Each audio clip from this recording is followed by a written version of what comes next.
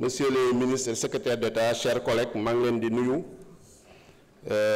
di rafetlu ndaje bi bu ñu jagleel question d'actualité au gouvernement et di wax rek chose promise chose due parce que bu ñuy fàttaliku le 27 décembre lors de la déclaration de politique générale notre collègue Tafsir Thioye avait interpellé le Premier ministre sur les questions d'actualité et les questions orales, en tout cas sur la présence régulière du gouvernement à l'Assemblée nationale. Et donc yaakaar naa ni le Premier ministre avait répondu favorablement, positivement, conformément au règlement intérieur ñu koy rafetlu te di ñaan mu continuer ñu koy def régulièrement parce que c'est extrêmement important de communiquer avec le peuple parce que constitution bi lu mu wax rek mooy c'est le peuple qui est souverain te population sénégalaise moo ñu fi teg moo leen fi teg yéen itam président de la république ak gouvernement am dénk leen un mandat boo xam ne soxla nañu ay rupture soxla nañu ay changement soxla nañu transformation te pour yegg ci loolu il faut forcément prendre des mesures courageuses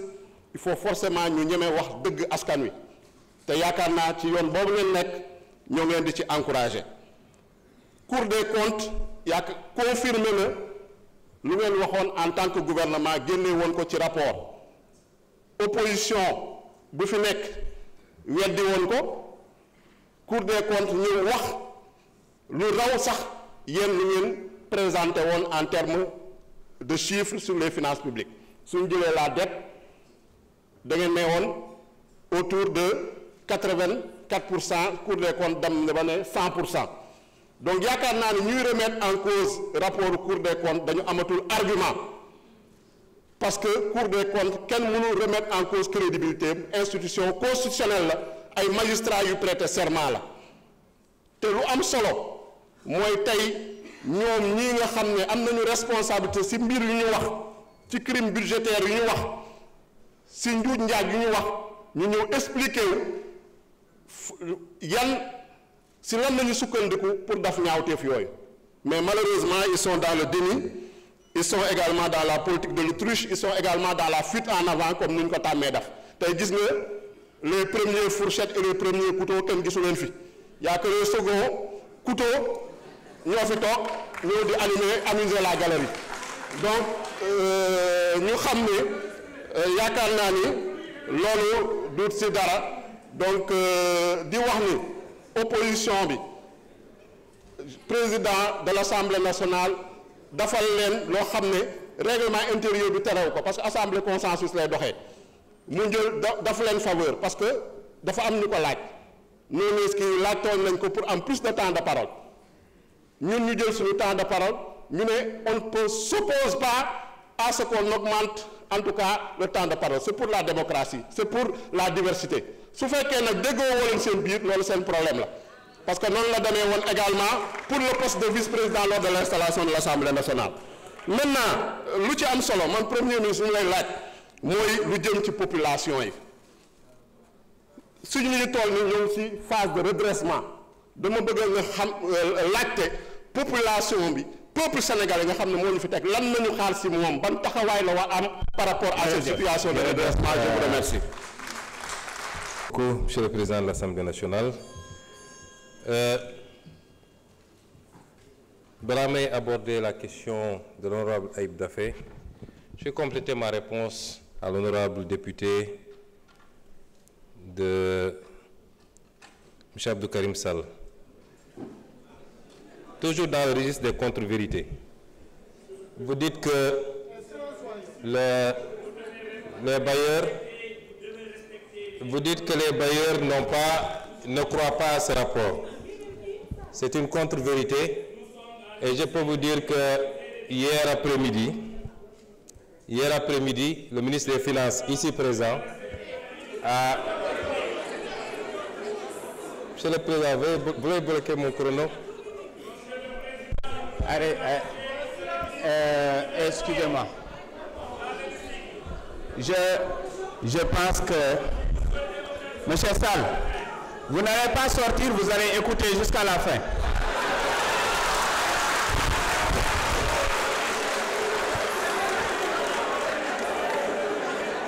Vous savez, monsieur Sall, à travers vous, c'est toute votre famille politique qui passe tout son temps dans les médias à désinformer que je veux répondre. Ils auraient dû être là. Moi, quand j'étais opposant, quand j'entrais, ils sortaient. Maintenant, je suis au pouvoir, j'entre, ils sortent. Ils auraient dû être là. Je veux dire que hier soir, monsieur le ministre de l'économie et le ministre des Finances et du Budget, ici présent, a tenu une réunion virtuelle avec les investisseurs institutionnels internationaux du Sénégal. Il y avait plus de 350 participants. Vous dites qu'ils ne croient pas au rapport.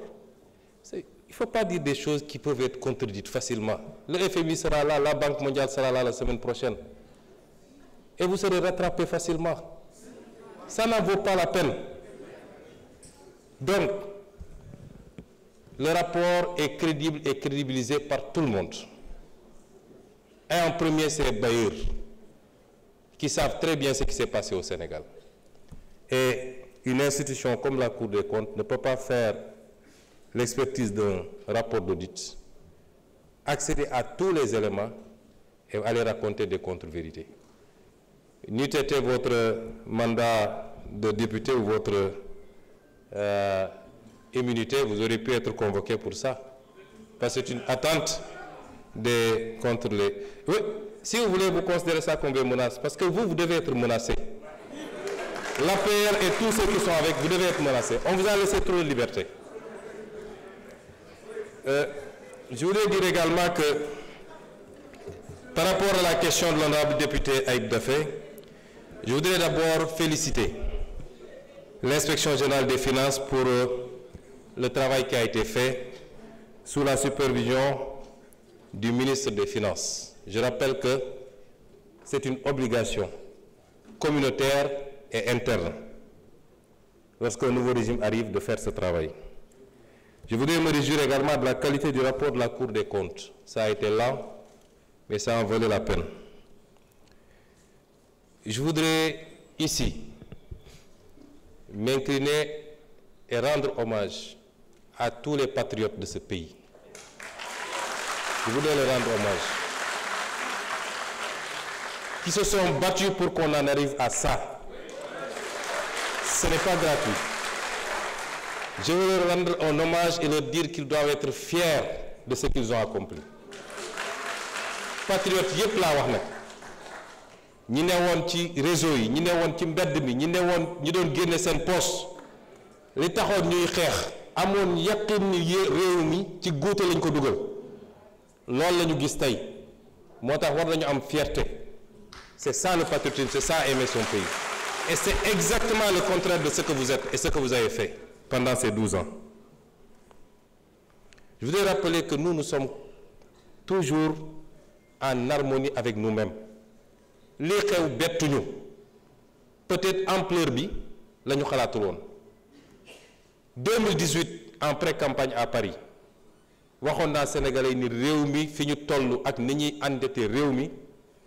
même 2024 bu ñu juumee ba jox Macky Sall beneen mandat même 2024 ki fiy toog boo moytul juróomi at yépp fay bor la koy def 2018 laa ko waxoon. fii Assemblée nationale ñaata yoon laa fi taxaw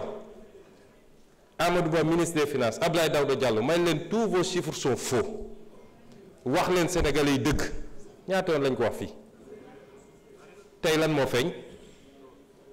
kon lii bettuñu te dañoo def 2019 mars 2024 mais suñu remonté woon ba ci gannaaw ba mu gën a sori ñu gis ni yàgg na loolu nag lu tuuti la woon ci li ñu doon alerter Sénégalais yi yéen bëgg ngeen ñu gaaw dépasser étape bi ñu suul ko bu ci kenn waxati déet dañ ci wax lan moo andi lii mooy état buy dund lu ëpp mën-mënam mooy état bu yàkkamti état boo xam ne obsession bi yépp mooy prochain mandat loolu laa bëgg sénégalais ñu dindi ko fi sama déclaration politique générale bi ma def fii dama leen annoncé woon 7 ruptures bokk na ci la seconde rupture, celle du passage d'une logique d'urgence et de saupoudrage à court terme à une logique de vision et de planification à long terme. réew kenn du ko tabax ci ñetti at kenn du ko tabax ci 1 an kenn du ko tabax ci 5 ans li am solo mooy jamono joo nekk rek acte yi ñuy posé est-ce que bokk mi ngi jëm ci direction bi tabax structurellement un pays ba dara dootu ko yëngal loolu nag la opposition bi bëgg a génne ci bopp sénégalais yi su ñuy wax ay dund bi dafa cher ak sax yéen a cheral dund bi yéen a cheral dund bi ñun cheral lu ñu ko de ñun li ñuy def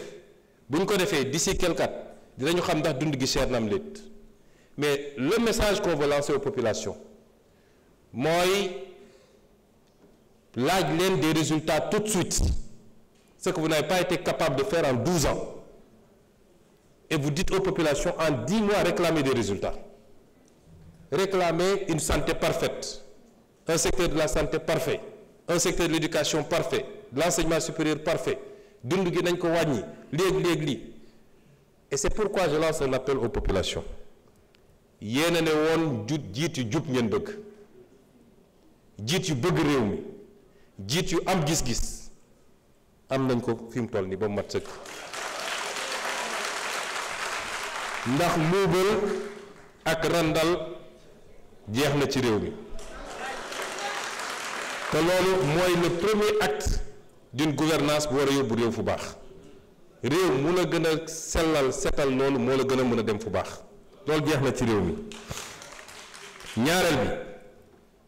bi la ñu def ci 10 mois yi kenn mësu koo def personne ci wàllu delloo réew mi ci fondamentaux yi càmbar alalu réew mi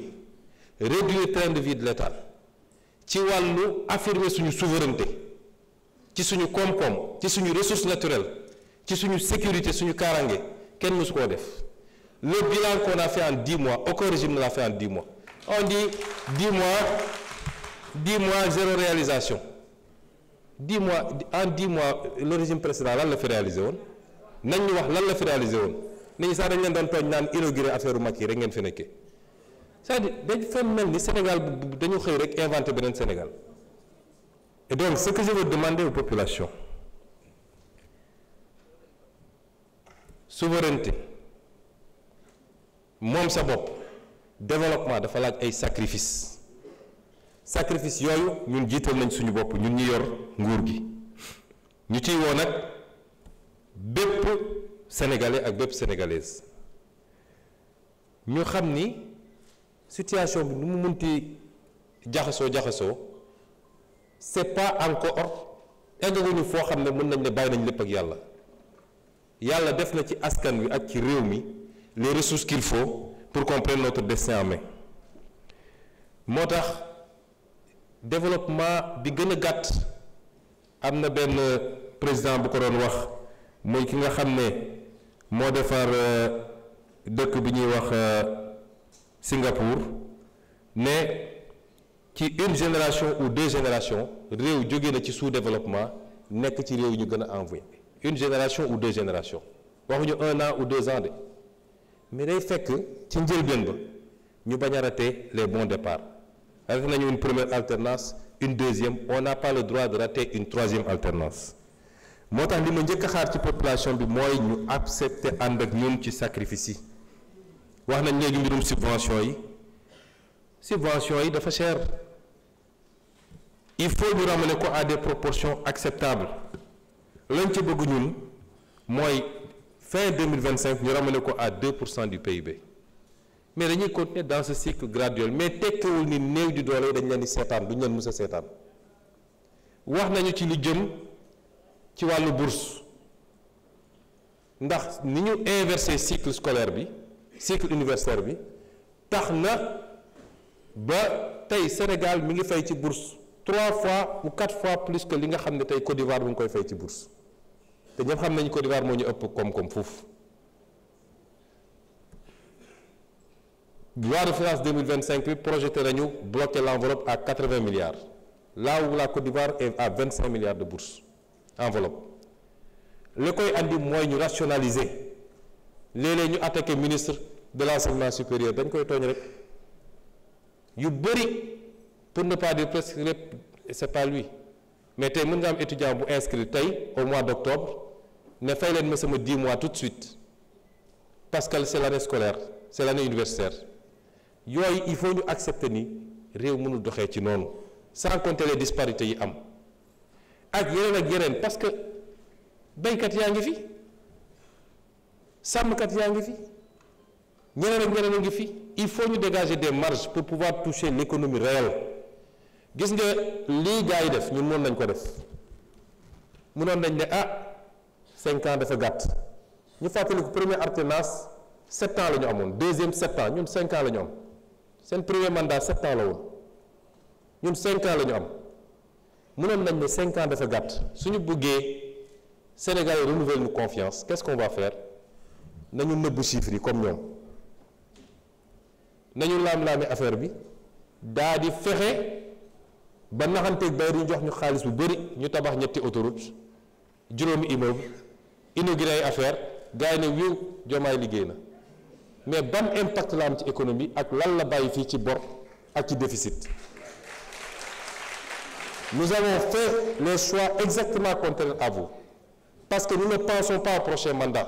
nous pensons à la prochaine génération. Loolu mooy suñu différence. Et à partir de ce moment, nous appelons tous les Sénégalais à ne pas suivre les sirènes de ceux qui ont détruit ce pays. Il ne faut pas suivre ces sirènes.